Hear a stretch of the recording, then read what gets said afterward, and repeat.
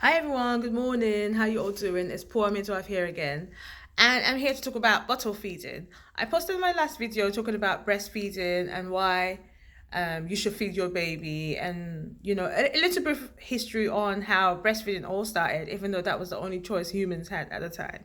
Okay, and I got a lot of messages from people saying, oh, why don't you talk about bottle feeding because formula feeding because that's the only option some people have. Some people have tried different things and they've resorted to formula feeding their baby. So yes, as midwives, as healthcare professionals, it's our duty to be supportive towards women regardless of how you choose to feed your baby. We're still here supporting you through each step. So I'm going to be talking about some things that you should bear in mind whilst you formula feed your baby. Yes, there could be such issues such as latching on. You could have problems latching your baby to the breast. Some babies actually have what we call tongue tie. Tongue tie is when the baby has restrictions in motion from the tongue, so the sucking reflex kind of isn't there due to tongue tie, and if not snipped, the baby will have difficulties feeding. Other issues could include that if your babies are premature and the breastfeeding will not have could or it's not enough for the baby at the time. So the doctors could prescribe some extra vitamins, some supplements, or even premature formula for the baby to have.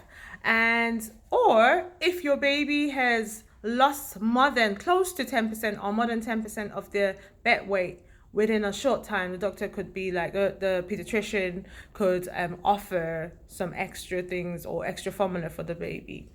Some things to bear in mind is that you might need to have different bottle sizes. So as the baby gets bigger, the bottle sizes changes. Also the teat, so the nipple cover of the bottle. So that it could be that the baby would prefer certain ones to the other. So you have to have a variety of options to choose from.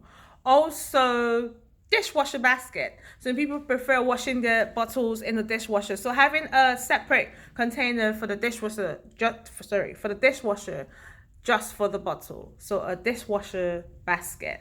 A sterilizer, if that's the route you're going to be going down, a good sterilizer. Also a bottle brush. So you can use the brush to wash your bottles first before you put it either in the sterilizer or in the dishwasher. And a warmer to preserve the milk. Bear in mind that the baby might feed between 2 to 3 hours, depending on what the case is. So some babies like to feed every hour for breastfed babies, but bottle-fed babies generally go longer in between feeds. So 2 to 3 hours. I always advise women to try and stick to one type of milk. It doesn't matter what decision you decide to go for. Try and stick to the same type of milk. Even though there's not a lot of research around it to prove that changing your milk in between could upset the tummy of the baby, it's always advisable to stick to the same type of milk that you've chosen to start with.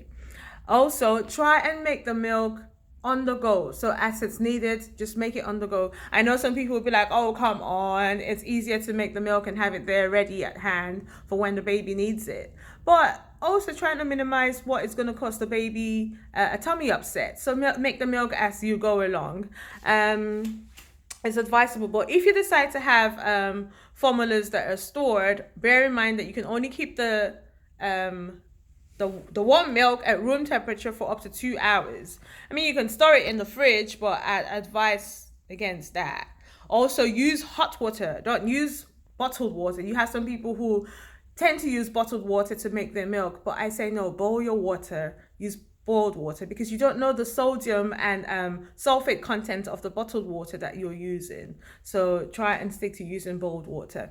Also bear in mind that as the baby grows, so a newborn baby would probably take about up to between 5 to 7 mils of milk at the time, and then within 3 days they could up it to about 30 mils of milk per feed, so per 2 hours, depending on what the case is at a time. And then in 1 week, it could increase to 60 mils of milk per feed.